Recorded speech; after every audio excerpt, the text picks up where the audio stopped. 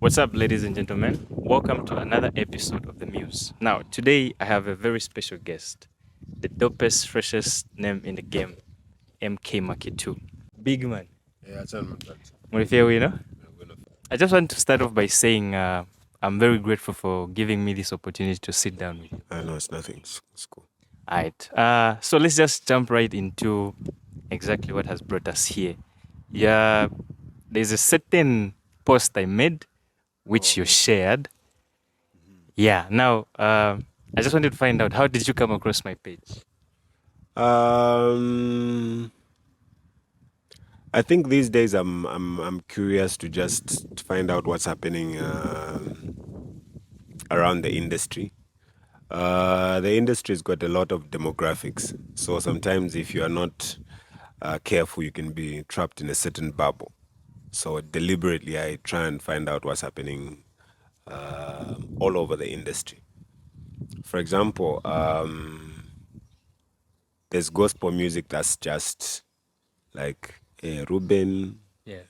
Kings Malembe Malembe, is that gospel music. But on the opposite end, there's also gospel music for like Solomon Plate and Microphone 7. It's so gospel music, but the audiences are so different. You know what I mean? So in the same way, in Zambian music generally, there's something happening that you know nothing about if you let yourself be trapped in the bubble. Every year there's a Janite, and if you go there to Janite, kula bafe at reggae fair, bafe full blown, you know what I mean? There are artists who are making a lot of reggae music, and if you are not, if you don't educate yourself in that area, kuwa mnakati takwa reggae, you know what I mean? But there are a lot of artists, reggae artists around the country. Yeah. Yeah, so I guess that's how I came across your page. Is basically just I don't know if that's Mambo Jumbo's page, and oh, okay, what's this page? And then I came across the page. Well, it's good. It's good you came across that page because it has finally brought us to where we are right now. Yeah. Now, my next question is on how your work ethic is somewhat different to other big artists. As a bigger artist, you tend not to overlook the younger ones. Why do you have such a work ethic? So first of all, I think it's all of us are different, and all of us have different passions, and it's important to know what your passion is or what your purpose is, and so on and so forth, so that whatever you do is fulfilling. You know what I mean? There are people who dedicate their time on doing certain things that are not purposeful for them. And no matter how much they excel in that, in whatever they are doing, they'll never truly be happy because it's not really like their purpose or calling. But if what you're doing is really like your purpose or calling or something that you're really meant to do, even just a little success feels nice. You feel happy, that sort of thing.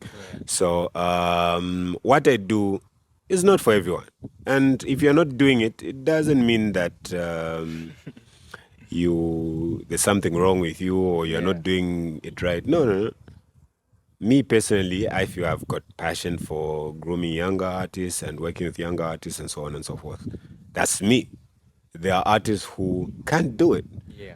In fact, it's even like bad if you can't do it and then you sign a lot of artists and then you're just wasting their time. Yeah, You know what I mean? exactly. So I think even those that don't work with or groom younger artists, if it's not in them, it's not even a bad thing. You know what I mean? But personally, me, I think it's really something that I was meant to do and enjoy doing it. Yeah. I'm sure a lot of artists that you've helped, especially the younger ones, really appreciate. I mean, we have one of the biggest artists right now, which is Your Maps, which happened all because of you. So I'm pretty sure a lot of artists really appreciate that. First of all, in the case of your maps, it's not necessarily accurate that I made your map, so it sounds a little cringy to me. But don't you agree that you somehow had a helping hand in just making sure that he gets the recognition? I That he don't needed? think there's a single artist who exists right now without the help of anybody. Everybody had some sort of help. Yeah. You know what I mean? Me too. If you go back to some of the old music, there's a prominent gentleman. Before I'm a shout out style, I wanna popular. There's a man called Vayoka that we used to shout out in almost every song. He was very instrumental to our careers. Not so long ago, maybe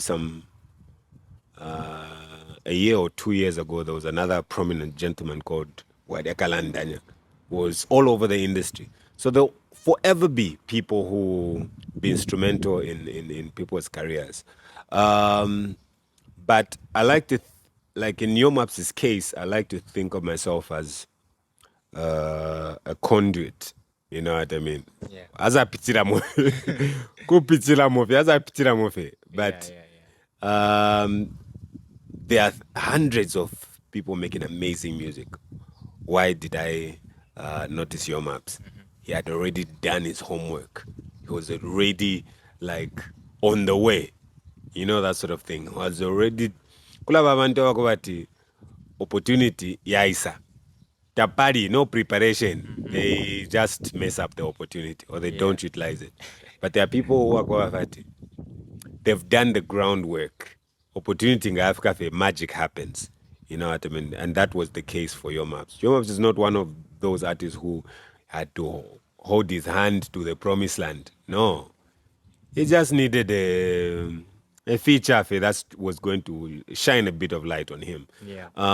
Even that same song, that finally song, he went on to do way bigger songs than even that same finally song. So that tells you that it's not necessarily that my verse or me featuring on the song that made Your Maps. Your Maps existed, but all I did was shine a bit of light on him, and because that worked so perfectly, it made me realize that, you know what, if that could happen to that one artist, I guess if maybe I can feature on all these younger artists, ABCD, who knows, you might find another artist who's ready and they've done their work and all they need is just a bit of light. All right. So, do you mean to say all this started because of your maps? I think even before Your Maps, I was still featuring on different songs. Even just artists like Shefi or, you know, like artists from Alpha Entertainments. It's the same thing. Like the first time that a lot of people heard of Shefi, unfortunately, it's on a diss song, but it's on that XYZ diss song. You know what I mean? So I was already working with younger artists even before Your Maps, but Your Maps was sort of validation. Like, yo, it can actually happen. You know what I mean? Even before Your Maps, we're already working with Drifter, for example. Yeah. He was one of those artists that we featured on a bunch of his songs, just so we could shine a light on him. what was already an amazing Talent. talent. Yeah. That's very good. That's very insightful. Now let's go back to the 10 of 10 project. This comprised of, in as much as you instructed not for it to just comprise of upcoming artists, but we have to agree that most of the people that you worked on with on that project were these artists that are still pushing. Yeah. So how was the experience working with all these different artists from 10 different provinces of Zambia? First of all, I think if that same upcoming artist term doesn't sit well with me, I'd like to use emerging artist. Emerging artist is better. Yeah. But let me give you a practical example. I think Mambo and Your Maps, maybe even Mambo started way before Maps. You know what I mean? So it's not necessarily that I worked with younger artists on this one. There's another artist from Luapula province called Bonbug. He was big in Luapula 10 years ago.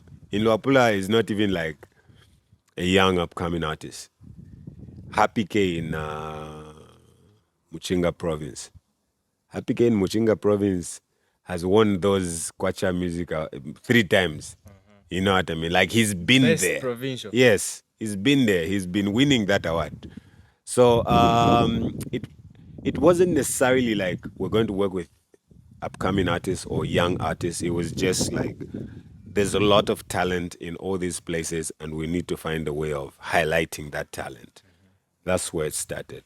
And funny enough, Mambo is the reason why that whole 10 of 10 started, because he basically just asked for a feature, and then I said, let's do it. But then when I just noticed that he already had like huge following and people were really excited about me working with him, I was like, you know what, let me just extend this same invitation to all these provinces where we could work with whoever they recommend.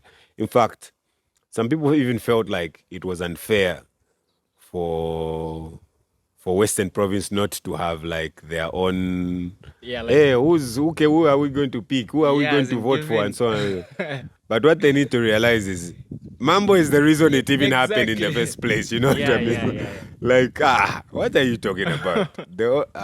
So anyway, Yeah, I remember very well. A lot of people were against the fact that Mambo Jumbo never, like from Western Province, like you said, we never got a chance to vote. But I know when everything started, Mambo Jumbo is the first person who initiated the whole thing. is the reason that whole 10 of 10 exists. Yeah. Yeah. So I remember on the cover of the album, the whole album, they're saying volume 1. Are we expecting? Are we going to expect a volume 2? So, so sometimes what happens is, you see why sometimes democracy had got advantages and disadvantages. Sometimes when you let people vote, there are so many other people who are supporting someone else who won't support the person that they've picked, or just be against. Yeah.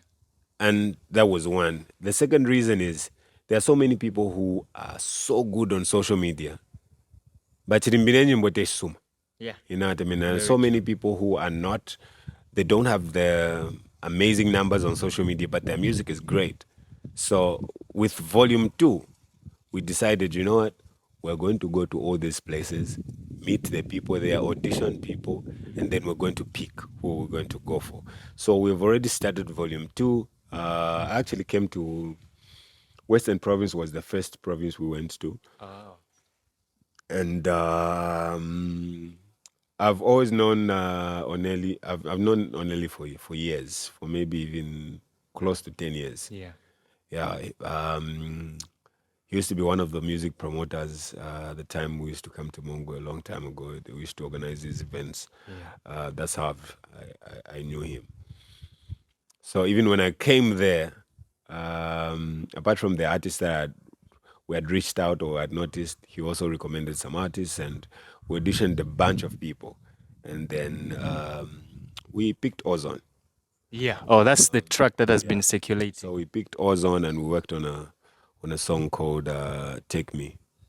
Yeah, I recorded my verse there. We even shot the video in Mongo. Yeah, then we went on to a different province. So unfortunately, this one is not for social media. No, this one we're deliberately just going to go there, audition people, and then put out the music. My next question is on the type of music that is there in Western Province compared to Lusaka and the Copper Belt. According to my own understanding and the observation that we've made, it's very easy, or it's more achievable when you are an artist in Lusaka or Copper Belt.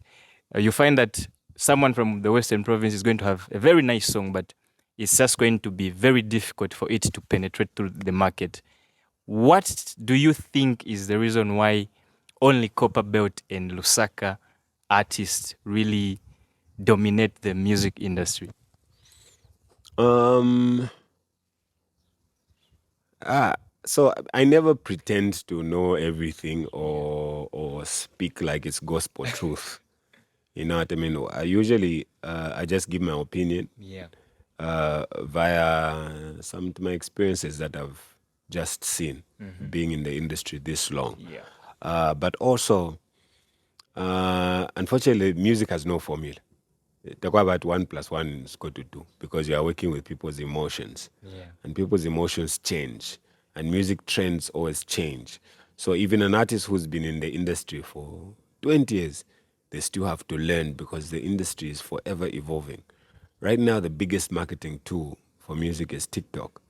It didn't exist when we were coming up, when we were upcoming artists, you know, that sort of thing.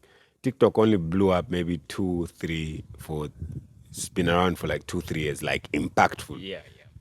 So now, even someone like me who's been in, I have to learn, I have to catch on.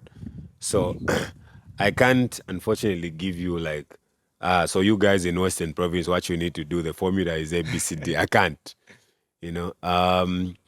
All of the best that you can do is study yourselves, find out what you have, what your strength is, study the market, and then apply your strengths to the market. Not so long ago, maybe 13 to 15 years ago, everything was made in Lusaka. All the music was made in Lusaka. Even copper belt artists like JK, Nasty D, and all those had to come to Lusaka for them to make it. So everything was made in Lusaka. So when you tell me that in Western Province you have to come to Lusaka and ABCD, I sort of disagree because we didn't necessarily have to come to Lusaka or move to Lusaka. We did it there. And we didn't make music that is made in Lusaka. Copper belt. Most of the music was in Bemba. Most of the music had that authentic Kopala swag in it. And because it was different, people just loved it. At some point, the same thing becomes monotonous. People want something different. So even artists in Mongo, I think they have a lot to offer, and they shouldn't try and sound like Lusaka or Copper Belt because it's almost like now you have something to contribute to the table. But if you bring something that's already existing, then how? All we have to do is package it in such a way that it's easily acceptable or digestible. Even Nigerians with Afrobeat, for example, it's still Nigerian, it's still Afrobeat, it's penetrating the American scene, but they are not trying to sound like the American. But guess what? They are pidgin English. People can understand what they are saying. So it's still pidgin, but they've packaged it in such a way that all over the world people can understand what they are saying and can also easily digest the music. So I guess that's the formula that even us we used.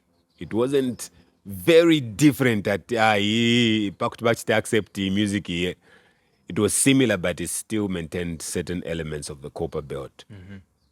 So nakumie nufe in Western Province, there's still certain elements that you need to maintain that are Western Province like in terms of language, the way you tell stories, star sound, ABCD.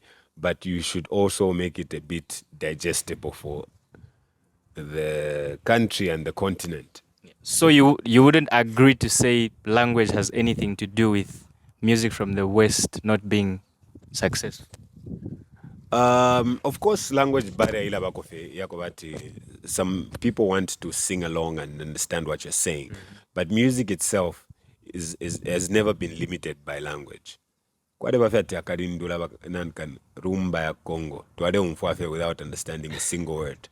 You know what I mean? Even most of some Nigerian songs, we don't understand like 100%, but there's like a sing along part that we, that sort of thing. That's why I love that Ozone song.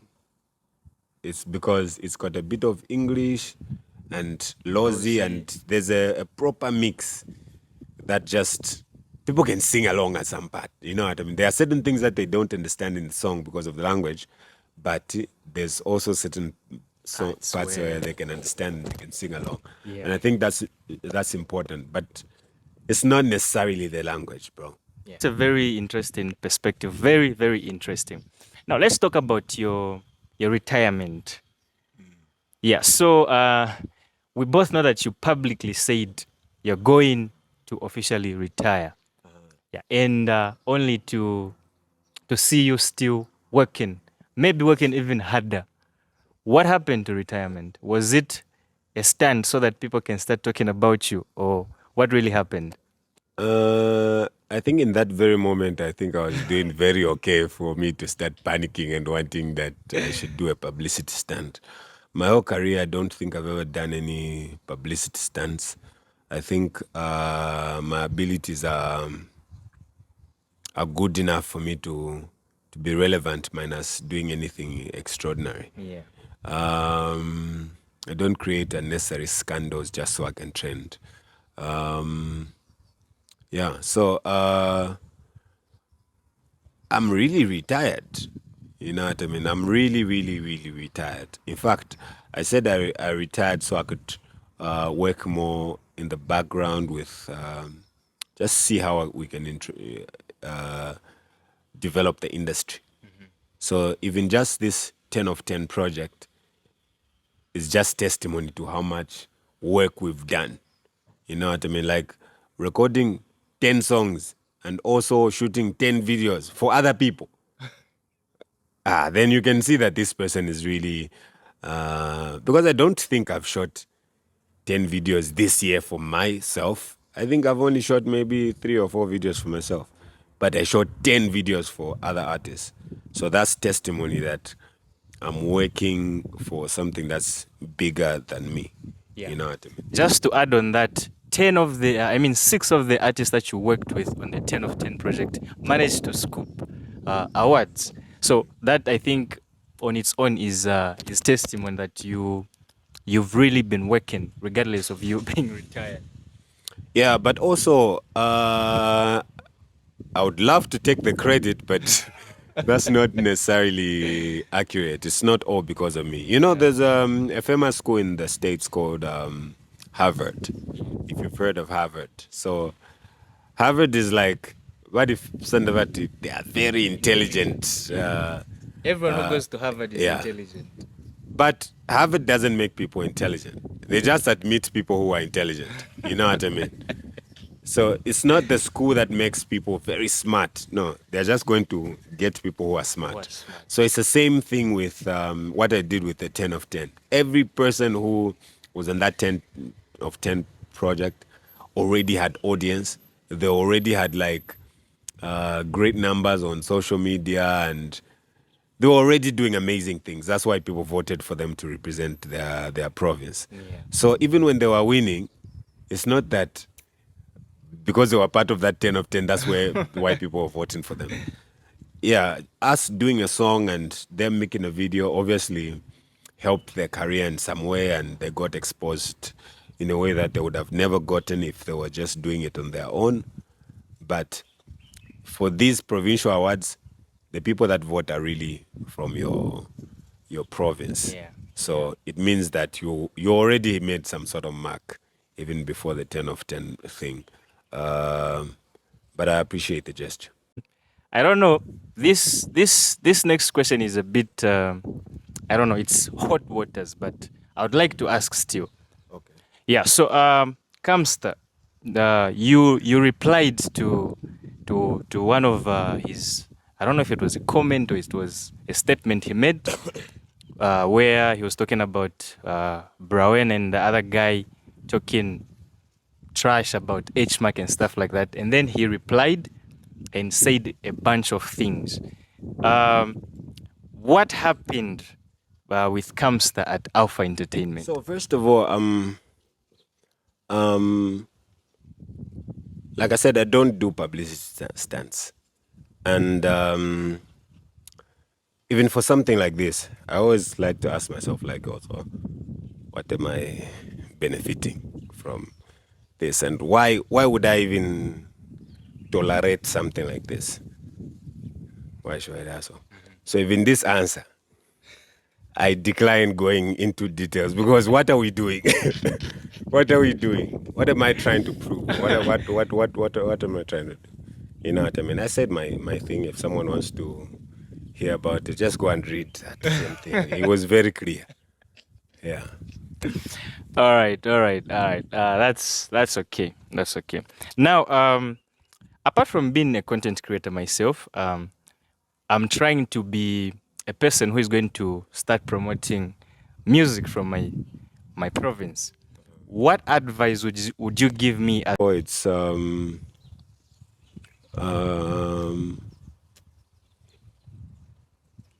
you should strike a balance between passion and also professionalism. You know what I mean? You should be professional about the way you carry yourself, and the way you build the same brand should really be professional about it, so that it doesn't just all fall on passion.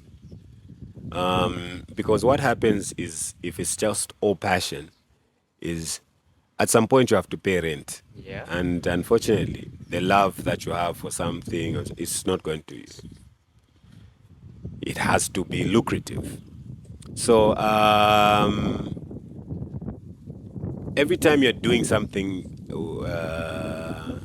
even when it's very well intentioned, I should make sure you are benefiting something out of it. In short, you're saying I should find a way of making money. Exactly. Because once you find a way of making money, it's easy for you to still do it 10 years later. Passion is not enough to sustain it. It's not enough. No matter how much you love it, no matter how much you want to do it, at some point it will get too hard to do it if you're not making any money off it. Even things like for example, let me tell you about working with young artists. The only reason that I am going to continue working with artists is there should be some sort of benefit. Either I'm going to work with artists who, in return, are going to make a big song, and I'm on that song, and somehow Your I'm name is out there. Otherwise, if I'm just doing some stuff and I'm not benefiting, how am I going to pay for all these songs and all these music videos and all this? especially, How? yeah. So I must find a way that even when I'm working with an artist, I'm working with an artist who is progressive.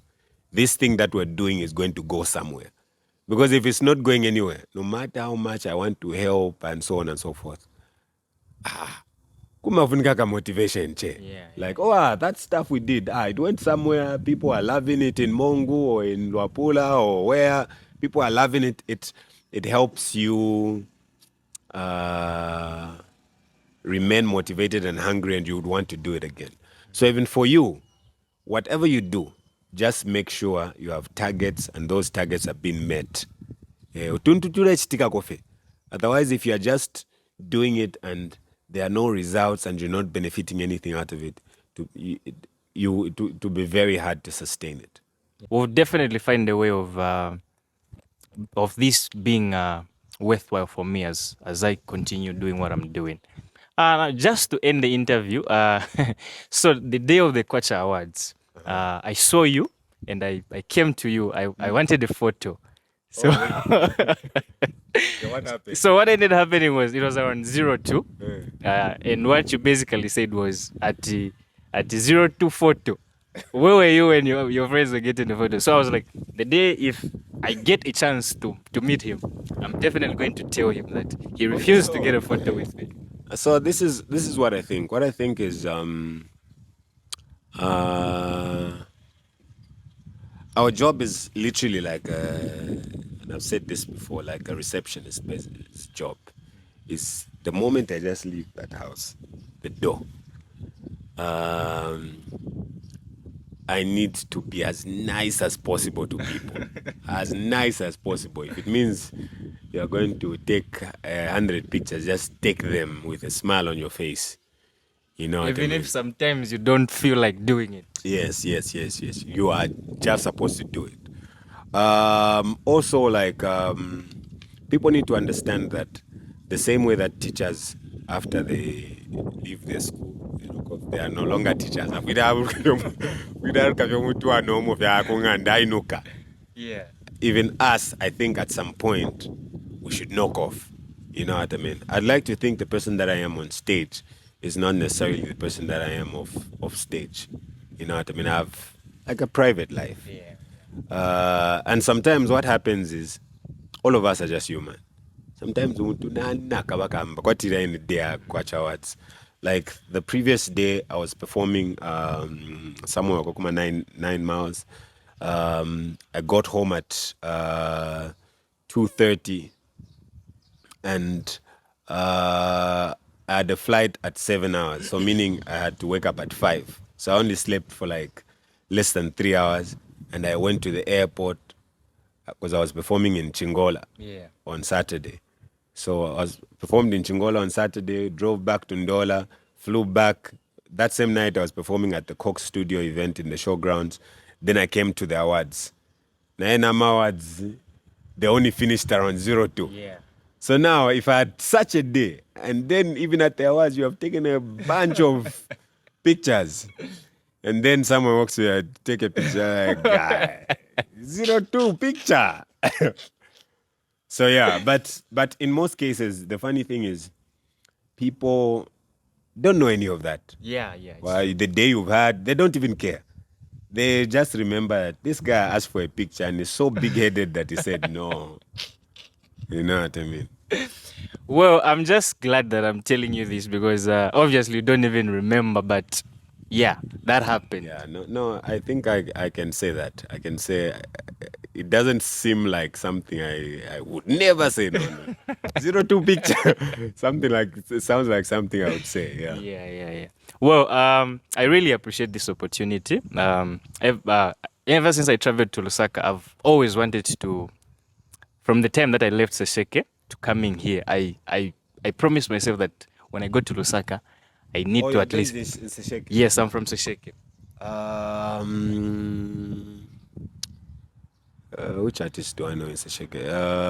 Wycos is in Sesheke. Wycos, yes, right now he's in Sesheke. Rich Kid Barros. Rich Kid Barros is from Sesheke, but right now he's in Mongo. Oh, okay. I think those are the only two artists. Ozone is from Senanga. Ozone is from Senanga. Yeah, in Western we have the likes of YB, Under G. Who else? That's in Sesheke. Yeah, that's in Sesheke. Oh, okay. We have Pash.